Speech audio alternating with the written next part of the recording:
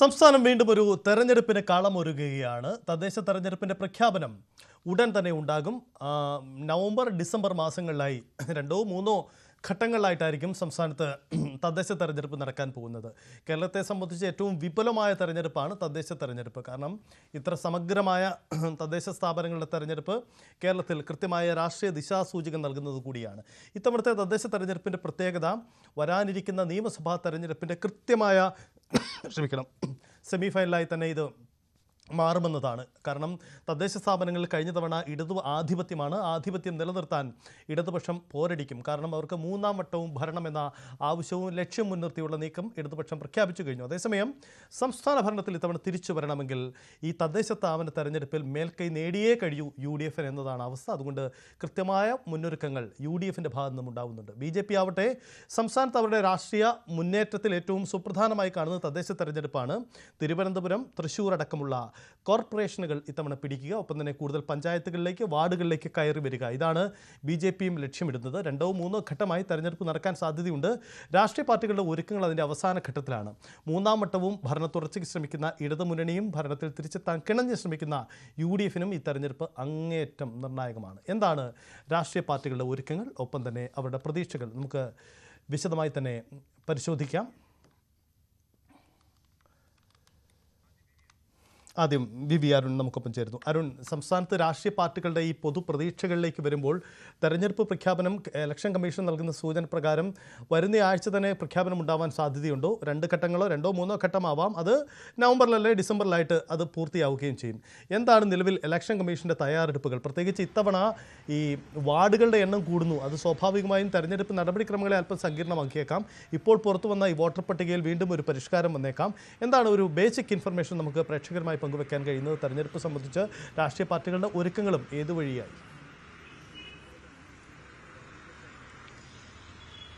സയത്ത് തദ്ദേശ തെരഞ്ഞെടുപ്പിലുള്ള ഒരുക്കങ്ങൾ അവസാന ഘട്ടത്തിലേക്ക് നീങ്ങുന്നു. ഈ അടുത്ത മാസം ഒക്ടോബർ 13 മുതൽ 3-4 ദിവസമായി വാർഡുകളുടെ സംവരണ നറുക്കെടുപ്പ്, അതായത് വനിതാ SC/ST സംവരണം അടക്കമുള്ള വാർഡുകളുടെ നറുക്കെടുപ്പ് നടക്കും. അത് ഗ്രാമപഞ്ചായത്ത് വാർഡുകൾക്കും മുനിസിപ്പാലിറ്റി വാർഡുകൾക്കും കോർപ്പറേഷൻ വാർഡുകൾക്കും ഒക്കെ ഓരോ ദിവസമാണ്. ആ സംവരണ വാർഡുകൾ കൂടി ആകുന്നതോടുകൂടി തെരഞ്ഞെടുപ്പിന്റെ അടുത്ത ഘട്ടത്തിലേക്ക് കടക്കും. വോട്ടർ പട്ടിക ഏതാണ്ട് ഏറെക്കുറെ പൂർത്തിയായി കഴിഞ്ഞു. ഇനി അവസാനം ചേർക്കാനുള്ള, അതായത് ഈ നാമനിർദ്ദേശ പത്രിക സമർപ്പണത്തിന്റെ ആ ദിവസം വരെ വോട്ടർ പട്ടികയിൽ മാറ്റങ്ങൾ വരുത്തും. അതുകൊണ്ട് തന്നെ ആ പട്ടിക ഇനിയും പൂർത്തീകരിക്കേണ്ടതുണ്ട്. എന്നാൽ പട്ടിക തയ്യാറാക്കേണ്ട 95% ജോലികളും കമ്മീഷൻ പൂർത്തിയായി കഴിഞ്ഞു. അന്തിമ വോട്ടർ പട്ടിക എന്ന് വേണമെങ്കിൽ പറയാം. പക്ഷേ അപ്പോഴും കൂട്ടിച്ചേർക്കലുകളും കുറവുകളും ഇനിയുള്ള ദിവസങ്ങളിലും ഉണ്ടാകും. മറ്റൊരുക്കങ്ങൾ ഈ BLOമാരൊക്കെ മുഖ്യ തെരഞ്ഞെടുപ്പ് ഓഫീസറുടെ കീഴിലാണ് BLOമാരുള്ളത്. അവരെയൊക്കെ വിന്യസിക്കുന്ന നടപടികളുമായി ബന്ധപ്പെട്ടാണ് കഴിഞ്ഞ ദിവസം മുഖ്യ തെരഞ്ഞെടുപ്പ് ഓഫീസറും സംസ്ഥാന തെരഞ്ഞെടുപ്പ് കമ്മീഷണറുമായി ചർച്ച നടത്തിയത്. EVM ഇലക്ട്രോണിക് വോട്ടിംഗ് മെഷീനുകൾ കൈമാറുന്ന അടക്കമുള്ള കാര്യങ്ങൾ, അത്തരം കാര്യങ്ങളുമൊക്കെ സാങ്കേതികമായ എല്ലാ നടപടിക്രമങ്ങളും പൂർത്തിയാക്കുന്നു.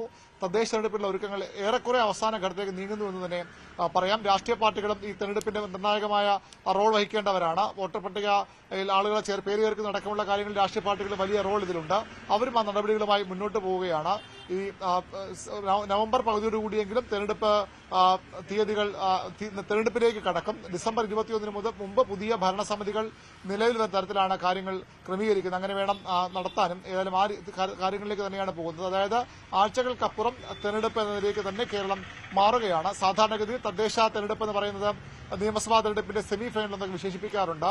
തദ്ദേശ തെരഞ്ഞെടുപ്പിൽ വലിയ ഭൂരിപക്ഷം കിട്ടിയ പാർട്ടികൾ മുന്നണിക്ക് പിന്നീട് നിയമസഭാ തെരഞ്ഞെടുപ്പിൽ അമ്പയെ പരാജയപ്പെട്ടു പോയ ചരിത്രവും ഒക്കെ നമ്മൾ കണ്ടതാണ്. ഇത്തവണ ഇടതുമുന്നണി തന്നെ തദ്ദേശത്തിൽ വലിയ മുന്നേറ്റം ഉണ്ടാവുകയും നേരത്തെ നിയമസഭാ തെരഞ്ഞെടുപ്പിലേക്ക് പോവുകയും അവിടെ പരാജയപ്പെടുന്ന സാഹചര്യമൊക്കെ ഉണ്ടായിട്ടുമുണ്ട്.